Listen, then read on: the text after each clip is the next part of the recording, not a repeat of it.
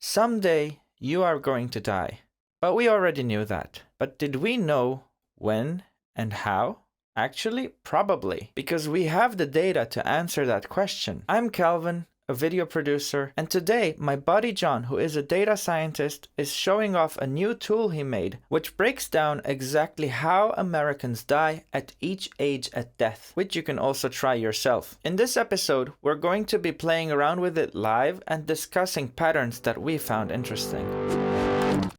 Are we doing an episode about just some cool thing you made that you want to show off? Let's say that I was looking for an interesting data project to work on, and I was watching a YouTube video on, I forget the channel, but it had a visualization of the causes of death at the age of death. So Okay. from age 0 to, age whatever, 120 something, and looking at how those distributions changed over the age at death, basically. And I remember seeing that visualization like 10 years ago, maybe. So this was the original version, I guess. And this is from Nathan Yao. I think it was 2016 that it was published, but the data goes from 2005 to 2014. Okay. So I thought it'd be nice to update this and kind of extend it into I guess, more interactive and, maybe more detailed causes. So that is basically what I've been working on for the past 2 or 3 weeks. And I think it's interesting to show. You can go to the link in the description and play around with this visualization yourself. Yeah, definitely.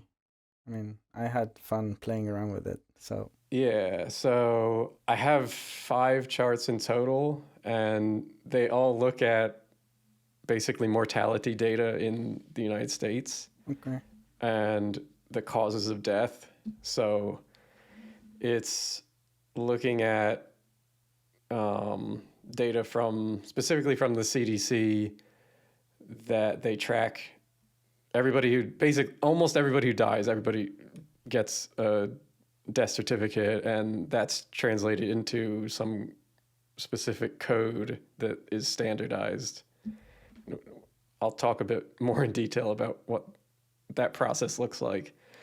But you can categorize these codes into like broader categories, and then look at how the rankings of causes of death overall, or over the past 25, 26 years, or you can also look at the causes of death at the age of death. And that was the main inspiration from all of this. And that's what the original looks like. The original chart that I look like, it's kind of what's called like a stacked area chart. Right. On the x-axis, you have the age at death, and on the y-axis, you have the percentage of those that died, what was the cause of their death. Right. So how do we go from when somebody dies and they get a death certificate, how do we go from there to get what is called an ICD-10 code? And that's what all of this data is based on. All of these counts are based on these ICD-10 codes. Okay. And just briefly, I'm no expert on these things, but briefly, that stands for, ICD-10 stands for the International Statistical Classification of Diseases and Related Health Problems, the 10th revision. And they shorten that to ICD-10. Thank God. I know. And it's published by the World Health Organization, but most countries will take these codes and use them to track data and standardize the codes, standardize the causes of death into these codes, so they can more easily track, the numbers of people who are dying of specific causes. And for this visualization, we're only looking at the primary cause of death. So they have to decide when the medical examiner or doctor or coroner, whoever decides the cause of death, picks one specific cause, primary cause. They can list other contributing factors, but that is not taken into account in this visualization. So basically what happens is a death occurs, and then somebody writes the underlying cause of death on the certificate, and they file the certificate to the in the United States they would send it to like the state statistics office, and there that medical text basically would be converted into these codes, and that would be then entered into the database, and the CDC would take that and incorporate it into the national statistics. That's just a very quick summary of what happens. And you can see here that the broad causes that I've listed are kind of more user-friendly than what is actually in the codes. Meaning that, for example, this one here, kidneys and urinary, in the actual data definition of the codes, it's called genitourinary, which even I had never heard of that when I was looking into that, so I had to look that up. Yeah. So it's just, I try to make it a bit easier to understand, but also be as precise as possible. And also, for some reason, the coding, for example, puts Alzheimer's and dementia in different categories, but I think generally we would put them together. I think to most people it makes more sense to have dementia and Alzheimer's together in the same grouping than separate. I mean, you can quibble over some specific choices I've made, but I think I tried to be pretty consistent and precise in the naming. But so in this visualization, you can just click on the notes and you'll see some of these notes that I've already talked about, and some others that I'll touch on when we look at the next chart. Quickly, I'll show the different kinds of charts that I've made. Yeah. The first one just shows the overall ranking of the cause of death. So just out of all the ages, you can see clearly that heart and circulation is the broad cause that had the highest share of deaths. Right. We have different filters, so you can look at all years. You can look at 99 to 2009, 2010 to 2019, 2020 to 2024. And the data we have is up to 2024, so it takes some time to process the data. So, for example, if you look at 1999 to 2009, you can see the share changes a little bit overall, but generally it's the same rankings. And you can see that 35.9% is what we get for the top rank there. And you can change it to male or female, and you can see those change kind of significantly. Yeah. Like female external causes overall is ranked 5th, but for male it's ranked 3rd. And that's probably driven by accidents and things like that. Makes sense. If you want to filter by age range, you can do that as well. And that will really change the rankings a lot. Yeah. But that's more fun to look at in the other chart, like to see how it changes. Yeah, for sure. These are just overall. So the more interesting chart, I think, than just the overall ranking is looking at the causes of death by age at death. So this is looking at when somebody dies at a specific age, what is their cause of death? So you can see on the x-axis we have age at death, and I've cut it off at 100 because it's just, there's obviously not much data past 100, and it would just look, it would make the chart less easy to read if we had a longer axis. So it's just for, visualization's sake there. So x-axis is age at death, and the y-axis is the share of deaths. So it's always to 100%, of course. Make sure you don't interpret this as like your risk or probability of dying by a certain cause.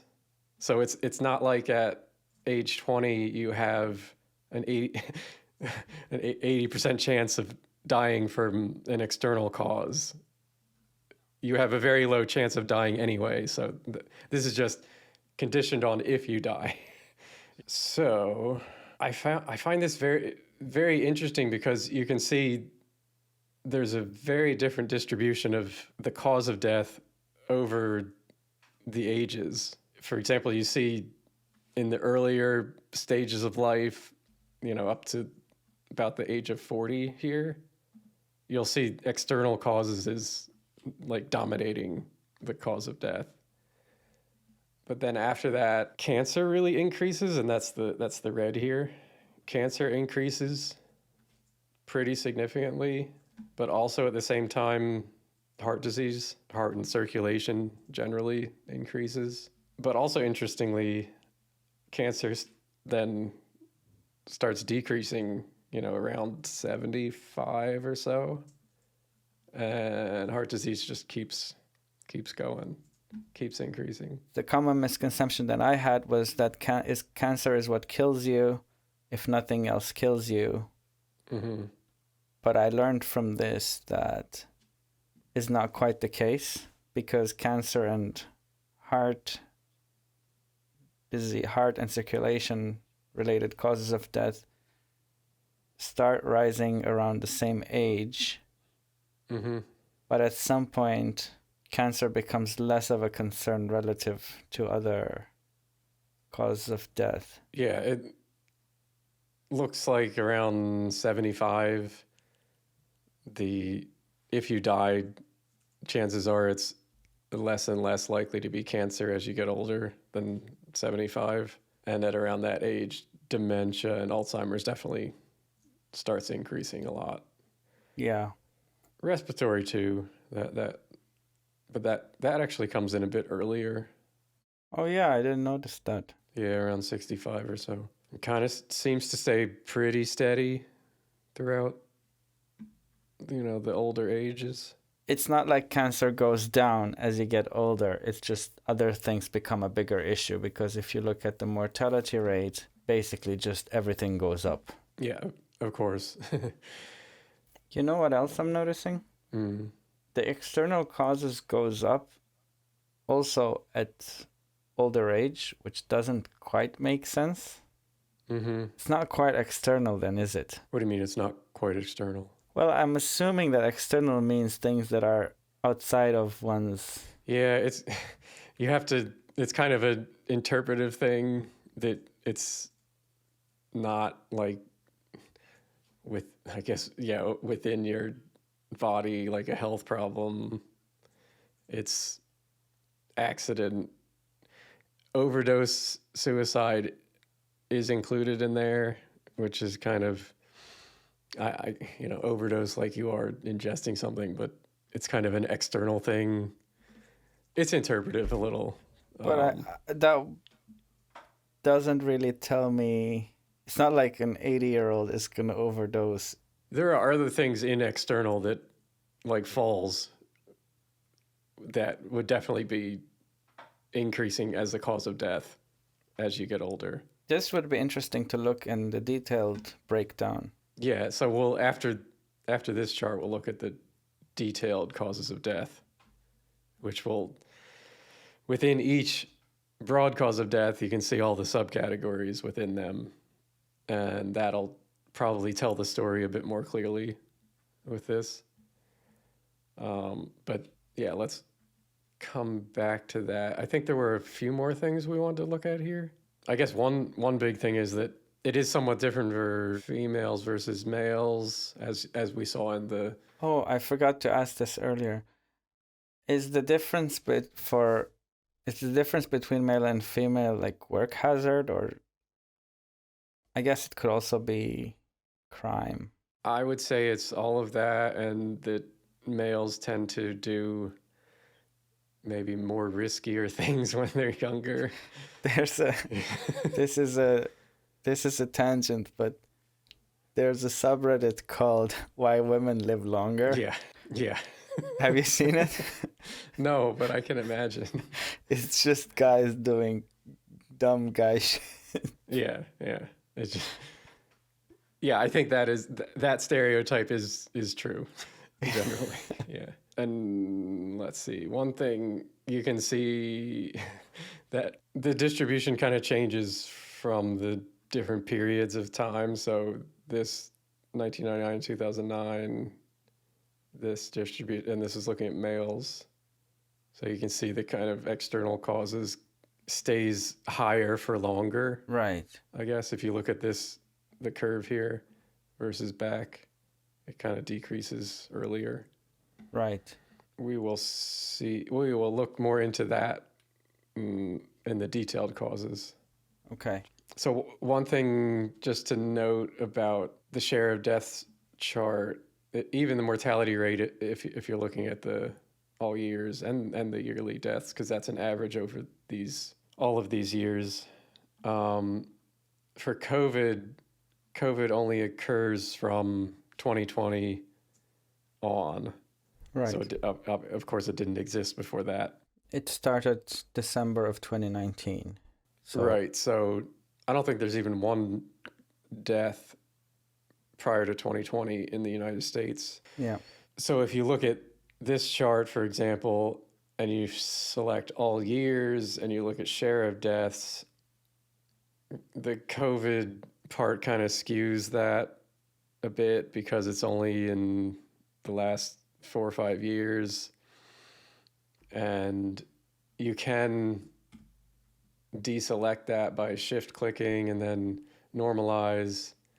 But of course, that doesn't distribute the deaths from COVID to other causes. It just removes them and makes the rest add up proportionally to 100%. Right. So if we look at just 2020 to 2024, when COVID did exist, and show all, you can see that the age distribution is like this. But if those people didn't die of COVID, well, we don't know what they would have died of.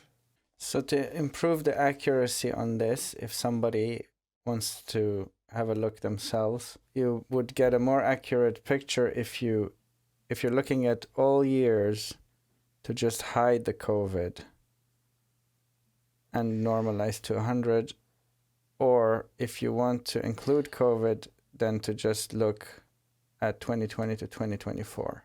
I guess broadly that would not be bad to do, but even within 2020 to 2024, the amount of deaths from COVID in 2020 is much greater than it is in 2023 and 2024, and we'll see that in later charts when we look at the causes of death over time. Okay. So that's just, I don't want to say annoyance, but like a nuance to be aware of when you're looking at these charts where we have some new cause of death just appear that wasn't there before. Yeah. Just to be aware of it. Fortunately... Out of curiosity, is there anything that stops being a concern from the last 30 years? So from like 1999 to 2024? Yeah. Maybe it'll be clearer on the... Yeah, I think it will be clearer when we look at the causes of death over time. But I think in the broad causes, because those are big buckets, right, you're not going to see one just like totally disappear. Sure. you might, in some specific sub-cause, see the numbers. I mean, we saw one appear. Technically, you could bucket that into respiratory. Actually, you do see COVID appear and disappear. Not disappear, but become very, very low. Okay. But I think this is for the. We should All talk right, about all that. right. for I'm later. jumping Yeah. ahead. Let's. Yeah. Okay. The transition we made from. Right. If you go up to the causes of death rankings, Yep. and you keep your eye on external causes, Mm-hmm. and you go on 1999, and then if you go to 2010, it drops a spot. Yep. But if you go to 2020, it leaps over 2 spots. So it's third. And I was just wondering, because the data is large enough that that should be some explanation for that. There is an explanation for that. And I think we can most clearly see that when we look at the next chart that looks at the detailed subcauses. So not the secondary causes or comorbidities, but like within a broad cause, we'll look at the details within that of the causes of death. Okay. And for this one, for the external cause jumping up 2 rankings, it'll be pretty clear what drove that.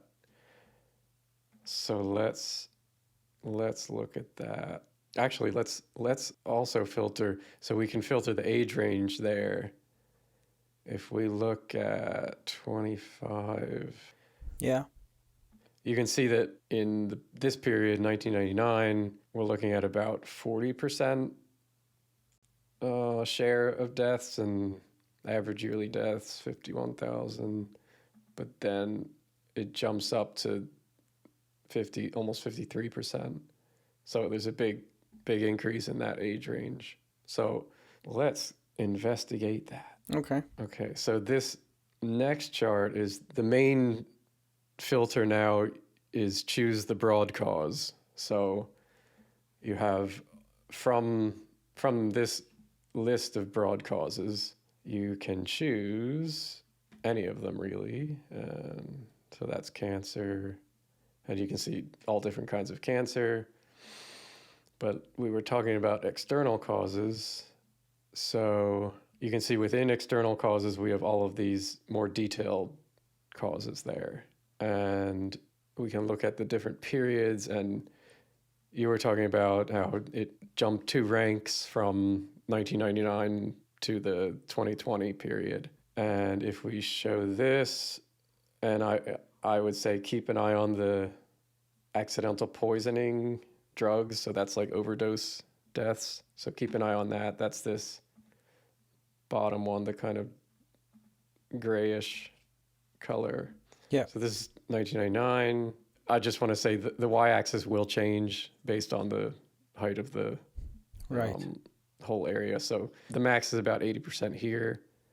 And then if we go to the next one, it's still about 80%. But if you look at this one specifically, Okay. it was, so in 1999, it was only about 10% at the peak. Right. But 2010, now it's over 20%. It's like 22% at the peak. And then 2020, we're all the way up at 28, almost 29% at the peak. So that's the opioid epidemic in numbers right there. We can look at that in the yearly number of deaths. This is the average yearly deaths from this period. It's peaks at like 730. But now it's jumped up to peaking earlier and at about 1,200, almost 1,200. Yeah. Next period is almost doubled that, like 25, almost 2,500. So yeah, you can see that's clearly the opioid epidemic right there. That really is way worse than I thought. It was bad. Yeah. It still is. It's gotten a bit better in the past couple of years, which is something we'll look at in the next couple of charts. Okay. But yeah, it's still there. It's definitely still there. I've seen some of the videos of downtown, whatever city in the US, where it all looks like the entire street is full of addicts. Yeah. And I thought, okay, they like clearly went to this one place. It's not all like that, but that's like it's a percentage of the population. Yeah. Yeah, you see it in the data clearly. Like Yeah. It's, you don't have to look hard for it. Exactly, yeah. It's there. And I mean, I've seen it personally. Even in smaller cities, you see it. Okay, so let's move on. So the next couple of charts that I have that are similar, but looking at causes of death now over time.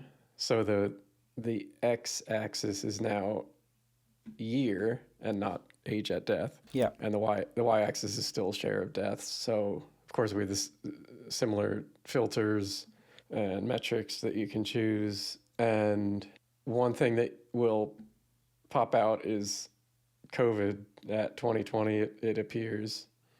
And so what I was talking about previously about how it kind of skews the distributions. Yeah. You can see that here, that even within, like if you had picked that 4-year bucket, 2020 to 2024, where COVID does exist in all those years, even then, if you look at 2020, the number of deaths is around 350 from COVID, 350,000. And 2021, it's over 400,000, but then it decreases sharply in 2022 to 185,000, and then 2023 it's down to about 50,000, and 2024 it's about 30,000. So even within those 4 or 5 years, it drops a lot from when it started. Right. I'm just trying to wrap my head around why this matters, and I guess it's because earlier I said that when you put 2020 to 2024, you can include COVID, but COVID is concentrated in the first 2 years of that period. Yeah. And since then is less of a concern. Yeah, it's much less. And you can, if you take out COVID and normalize, we're not, of course, distributing those deaths of COVID to some other cause. We're just removing it and making it, the rest of them add up proportionally to 100%. It would be like those people never existed. Yes.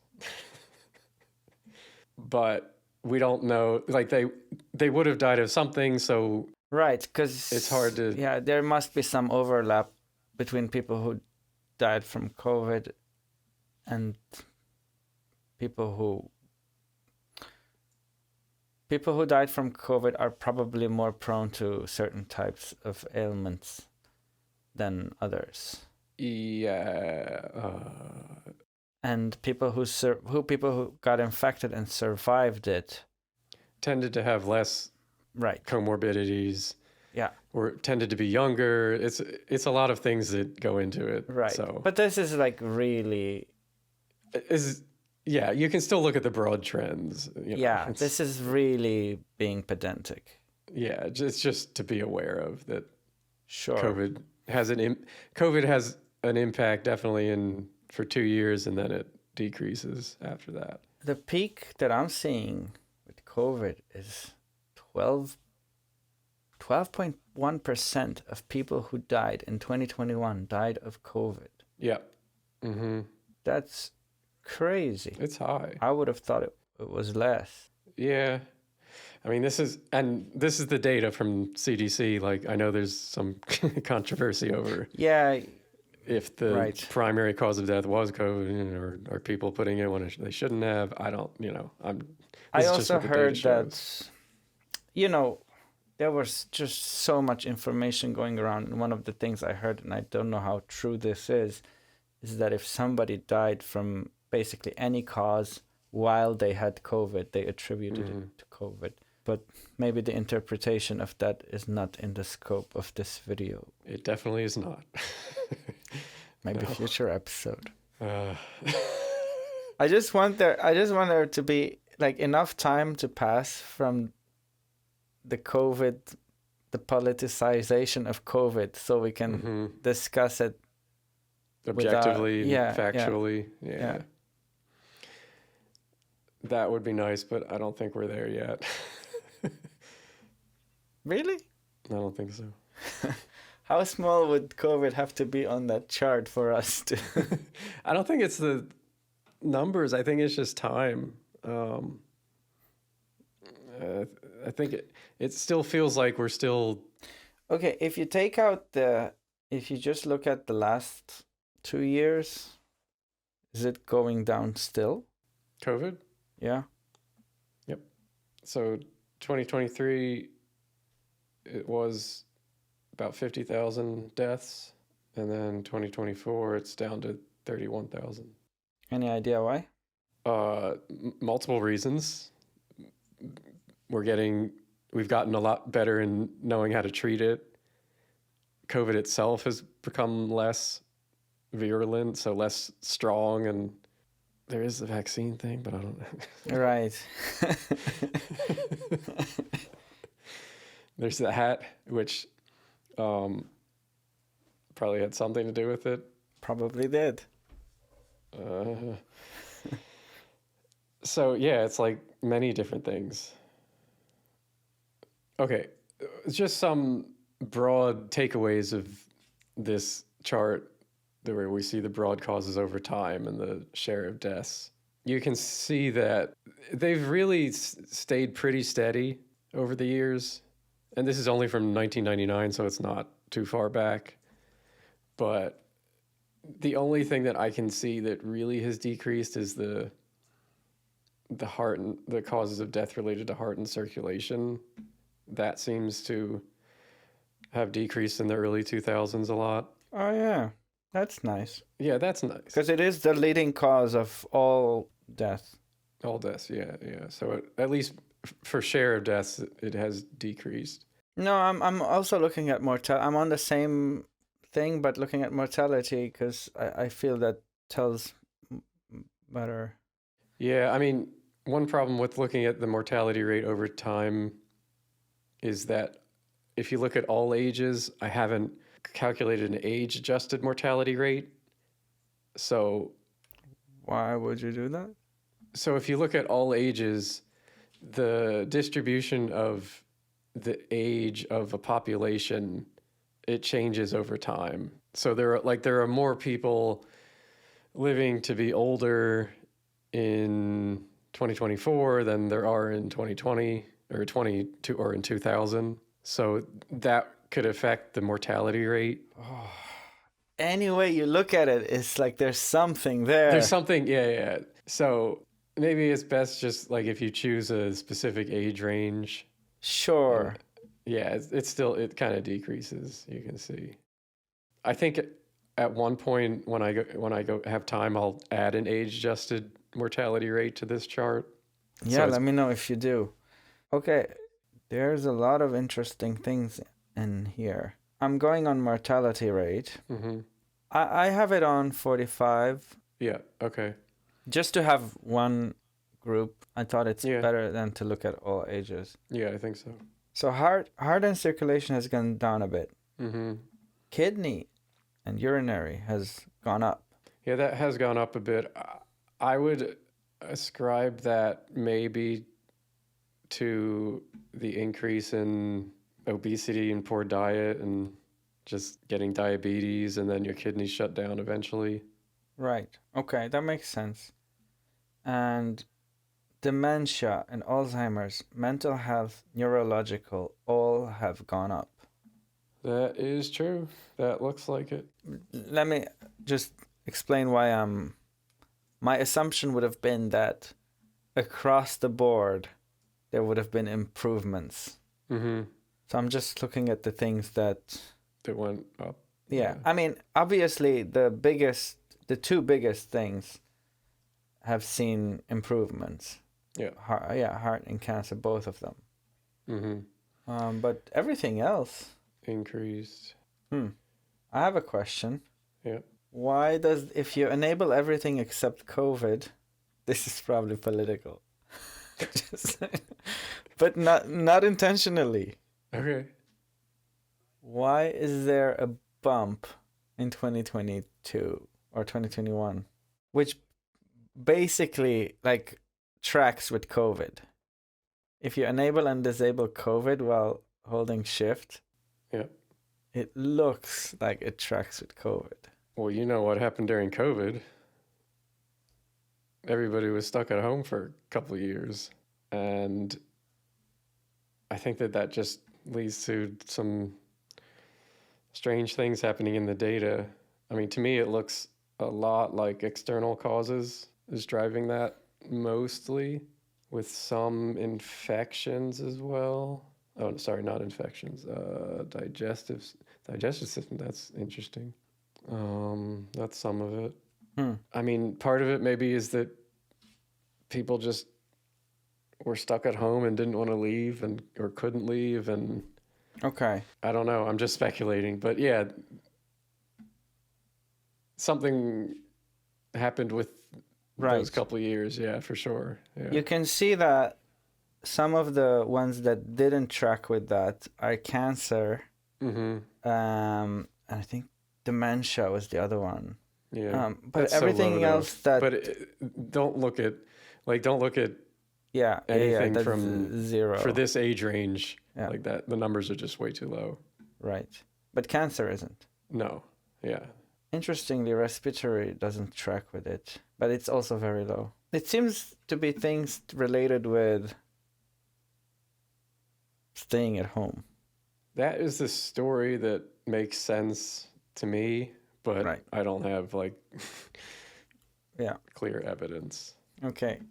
We're already speculating on This is things that were not supposed to be in the scope of. I mean, that's what you do when you look at data like this and there's something weird in it. You try to Yeah. think of what could explain that. Sure. You got to speculate a little. Okay. All right, let's look at probably quickly, but look at this chart, but the detailed subcauses. Yes. I think the clear story that we had before was the external causes, and looking at that. Yeah, I was already on that. Yeah. So you can see over time, generally the external causes increases, but that seems largely driven by Wow. Yeah. the overdose problem. Oh, there is a drop at the end, as you said. That's what I wanted to note. Yeah, that like you can see the peak here at 2023, but it's a bit hard to see because it's the last data point, but it does go down significantly from 2023. You can see the deaths are about 100,000 from this, but then the next year it drops by 25,000 about. Yeah. So at least that's some good news. It's in the right direction. Yeah. Homicide is down. Oh yeah, yeah. It does look like it is down. Oh, I was looking at non-firearms, because otherwise that's not down. What you're showing me. Oh, I meant down from the peak. Sorry. Oh. So it was the worst during COVID, like 2020, 21. And then... I was looking at the homicide that, yeah, it seems to be down. So that could be a COVID bump for motor vehicle crashes. How come? I don't know. People going out for drives because there's not much else to do. Huh. Just a guess. But I think the trend is generally that it is decreasing, just because cars are getting safer. Well, sucks to be a pedestrian then, because they're on the rise. Well, at least in America, the cars have gotten much, much bigger since 2000. I'm aware. I am too. And Europe is following that trend. Oh, really?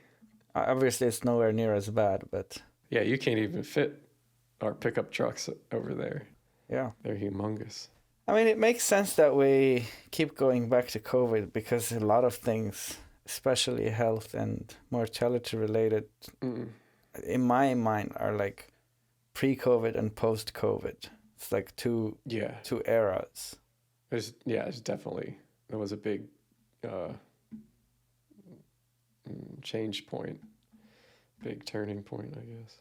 Let's see. If you look at cancer for the older age groups, this mortality rate definitely seems to be decreasing, which is nice. Oh, we got it on male, sorry. But it should be similar, yeah. That broadly seems to be due to lung cancer, though. So that could be just smoking. People are just smoking less. Pancreas is more or less the same. About the same, yeah. Liver is way up. Interesting.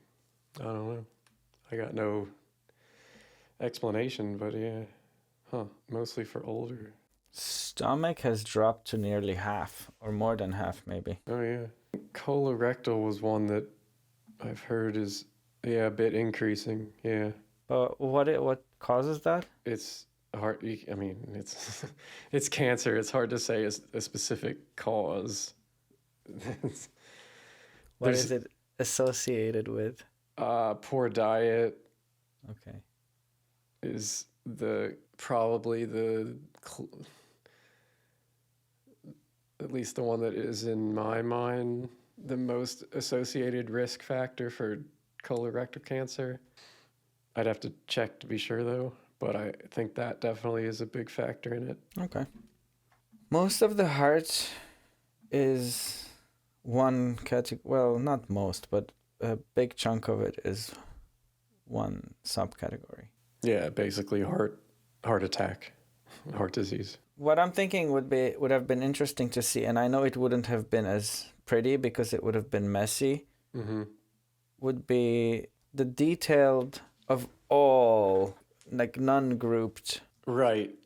So like this chart, but with all of the detailed subcauses. Exactly, yeah. So I had considered that, but I thought it would just be way too messy, way too many colors, You know what you could do? Yeah. Have the other bucket after a certain number of colors when the percentage gets too small. Oh, put other. I know it could contain like 100 categories. Yeah, I mean that's something that I would have to mess around with and see how it looked and if I could get anything that was interpretable from all of the subcause diseases. Yeah. Okay. Okay. So I know that, what did we say? This was the most morbid or?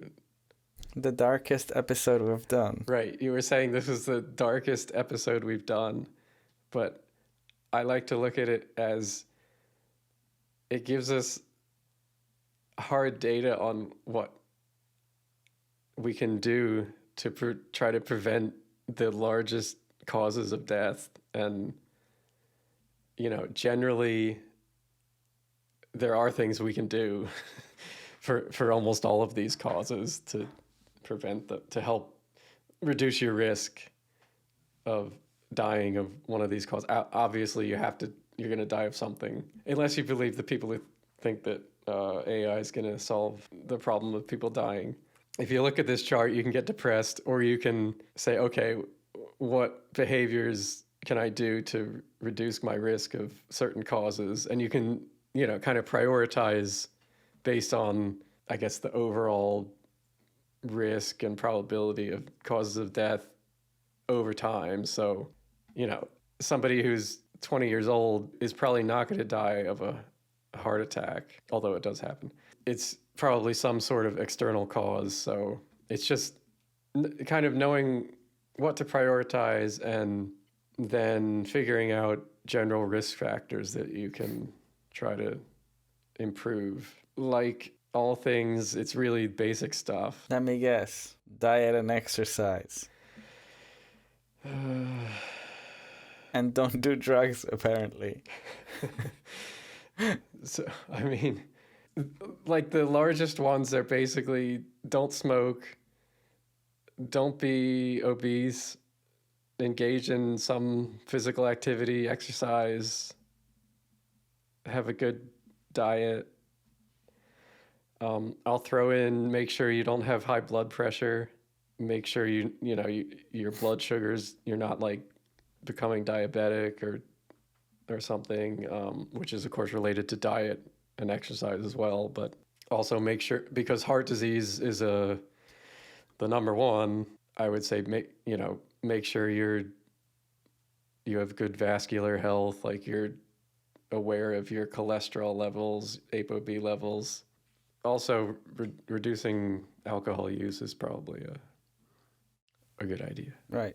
I just got the feeling now, but I'm feeling like it's the inverse of a previous episode we did on how to live longer. But this one had like other factors like social and supplements and whatnot. Whereas this one is like coming at it from the opposite angle, where it's like, this is what kills you. Yeah. And how to prevent those specific things. Yeah.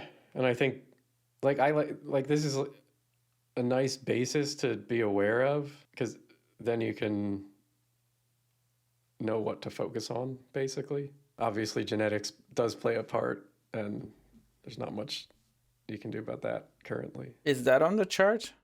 Well, it's not like a cause of death, like bad genetics. Well, you put it on the factor that makes you live longer. I think it should be a cause of death. But it can't, like, if you have bad genetics that predispose you to getting diabetes, you wouldn't count the bad genetics as being the primary cause. It would be the complications due to diabetes or something. Gotcha. If you're X years old, do you look at what are the leading causes of death for your age group to see if there's anything you can do, or do you plan ahead and like look at the next age group? I see what you're saying. Yeah, actually, I wanted to mention that. The way to think about that is that these diseases most of the diseases, other than of course like maybe the external causes, not so much, they don't happen suddenly. It takes time for them to develop. The common example would be heart disease. It doesn't happen, you don't develop plaque in 1 year. You develop a little of it, but it can take, 5, 10, 20 years. That means, even if like at age 30, external causes dominates the share of deaths. Right. You don't want to just have a horrible diet and not care about your risk factors for heart disease, because that doesn't come into play until you're like mid 40s. Like, of course you should take that into account many years before. Definitely. I think the interesting nuance, which is really more theoretical now and speculative, is that perhaps as you age, the optimal diet changes. Oh. For example, maybe when you're 30, the best thing you can do is try to reduce your likelihood of having heart disease. But maybe once you get to a certain age, you're going to die of something, so you only have so much time left that perhaps it's now better to focus on not becoming frail or something, and that would maybe be eating even more protein and maybe worrying less about a high saturated fat diet or something like that. Sure. This is just kind of speculating. Right. I guess the question then is, it's like, how long are you planning to optimize for? Right. Yeah. And will it have much of an effect anyway? Right. Because I assume if you're somebody who, let's say, enjoys smoking and you found out that you have a week to live, it's like, it's not going to matter if you do it or not. Yeah. Whatever diet you have. Somebody who has a lot longer to plan for has a lot more things to consider. Right. So let's say somebody let's just, I guess the thought experiment is like, this person has lived until 75 in the best possible, with the best possible diet for reducing risk of heart disease. And they've had a test and all their arteries are perfectly clear. So at this time, even if they change their diet significantly, it's going to take time for any heart problems to occur. So maybe at this point they should focus on not being frail, Right. not dying from some sort of fall or Right. things like that. And that would mean maybe eating more protein than, or more animal products or more fat than would be optimal for a 20-year-old or something. Yeah. That is just like I don't know how, we can't say that is the best thing to do, or, it's just something to think about. And I think there's been some research on that, but like there's nothing definite now saying that like. Okay. Yeah, it is. It's definitely interesting to think about. Yeah.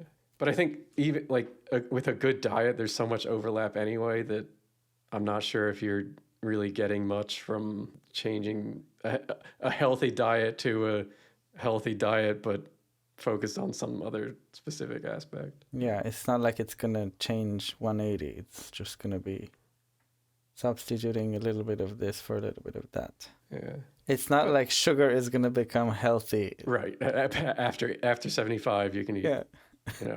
corn syrup. And yeah, so if you want to play around with this yourself, you can go to the link in the description and investigate all of these different causes of death.